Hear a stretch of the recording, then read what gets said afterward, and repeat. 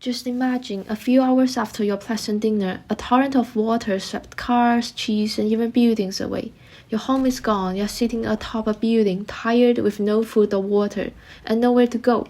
Others are even worse off, lying on a car, in pain with a leg in a barren angle. Each year, tens of thousands of people die due to natural disasters. The advancement of technology has aided search and rescue, with aerial vehicles which can quickly identify survivors in inaccessible areas. However, the time available to first responders is still limited post-rescue, as numerous medical personnel are required to quickly triage large groups of people, meaning fewer are available to treat the injured. Improving the efficiency of flood disaster response would benefit rescue teams, medical teams, and of course, the victims. Our solution, PriorityEye, proposes to use artificial intelligence to equip unmanned aviation vehicles with the ability to identify victims and assess the severity of their situation by combining identification, environment assessment, and medical triage. Accurate and timely detections of survivors as well as immediate provision of life-saving measures are the key to successful rescues. UAVs, with their exceptional mobility, can search areas more effectively and safely than first responders. Pre-trained models such as DETR provide the ability for automatic end-to-end identification of humans from UAV imaging, allowing them to perform search automatically and seek out victims. Once identified, the UAV can approach the victim for detailed assessment of the environment. Environmental assessment is important not only to inform the rescue approach, but also to determine if the victim is in imminent danger from surrounding threats.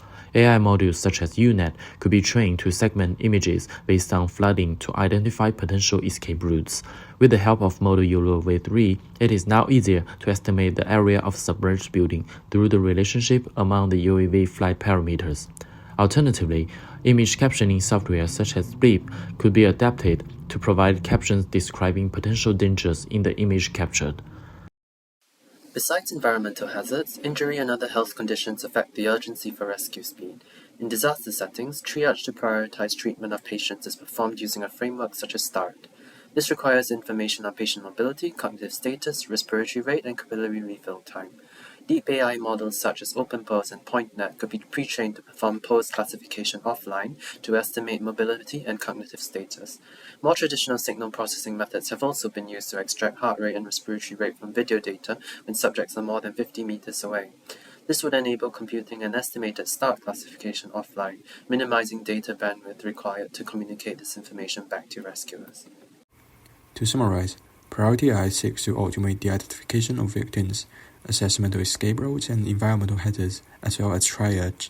We believe this will expedite and prioritize search and rescue efforts and save more people's lives.